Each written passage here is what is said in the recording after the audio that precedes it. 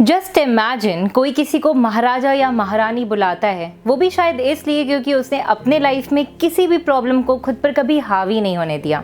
Just imagine कि कोई challenges face करने के बाद भी ये बोलता है कि चैलेंजेस हमें कमज़ोर नहीं स्ट्रॉन्ग बनाता है। कर लिया इमेजिन? वेल, इमेजिन करने की क्या ज़रूरत है, ऐसा तो असल ज़िंदगी में भी हुआ है। सो इन द फ्राइडे स्टोरी मैं ऐसे दो लोगों की कहानियाँ बताने वाली हूँ जिसने अपने प्रॉब्लम्स को अपॉर्चुनिटी के नज़र से देखा है। Avani लिखारा, a 19-year-old who won the gold medal in women's 10-meter air rifle standing event in the SH1 category at the Tokyo Paralympics। Avani सिर्फ 11 साल की थी जब एक एक्सीडेंट में उनका स्पाइनल कॉर्ड ट्विस्ट हो गया and she got paralysed below the waist. उन्हें पढ़ाई और डांस का बहुत शौक था, लेकिन इस एक्सीडेंट के बाद 2 से ढाई साल तक उन्हें सिर्फ अलग शहरों के अलग अलग हॉस्पिटल्स में ट्रीटमेंट के लिए जाना पड़ा। उनके स्पीडी रिकवरी के लिए डॉक्टर्स ने उन्हें मेंटली और फिजिकली फिट रहने को कहा, और सिर्फ इसलिए अवनी के फादर ने उनका नाम जयपुर के शूटिंग रेंज में एनरोल करा दिया। और फिर क्या, यहाँ से अवनी की एक नए जर्नी की शुरुआत हुई। अवनी के कोच का मानना है कि शूटिंग एक मेंटल स्पोर्ट है और इसलिए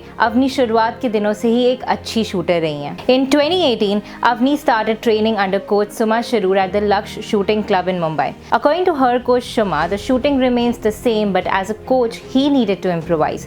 It was about understanding the best load position for her and amalgamation of her technique and biology. We also had to make adjustments to establish her base with only the upper body, which is not the case with a normal shooter who uses the feet to balance, says Suma Sharur. Training के समय अवनी को काफ़ी मुश्किलों से गुजरना पड़ा, लेकिन उन्होंने कभी भी हिम्मत नहीं हारी और शायद इसीलिए लोग उन्हें जयपुर की महारानी बुलाते हैं। अब अगर विल और डेडिकेशन की बात हो रही है तो कोई भवीना पटेल को कैसे भूल सकता है। भवीना पटेल पहली ऐसी इंडियन टेबल टेनिस प्लेयर हैं जिन्होंने पैरालंपिक्स में सिल्वर मेडल सिक्योर किया है। भवीना जब 1 साल की थी तब उन्हें पोलियो हो गया था। लाइफ डिफिकल्ट थी, लेकिन इस डिफिकल्ट सिचुएशन में भवीना की फैमिली ने उन्हें हमेशा सपोर्ट किया है। भवीना को बचपन से ही टीचर बनना था, लेकिन उनकी डिसेबिलिटी की वजह से उन्हें इंटरव्यू में रिजेक्ट कर दिया गया।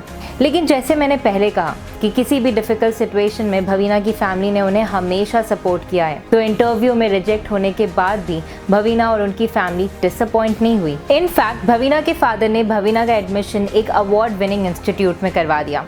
And then Bhavina's life transformed as she discovered table tennis and fell in love with it.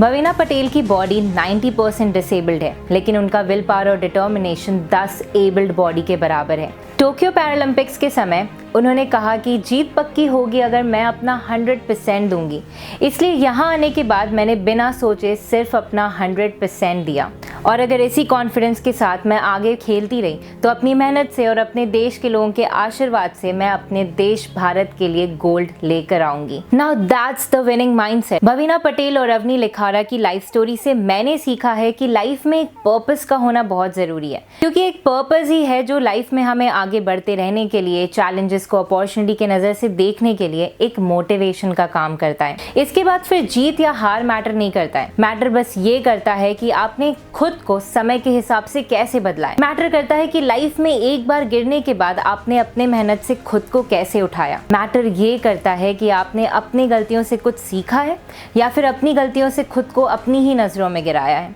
Late me know what matters to you.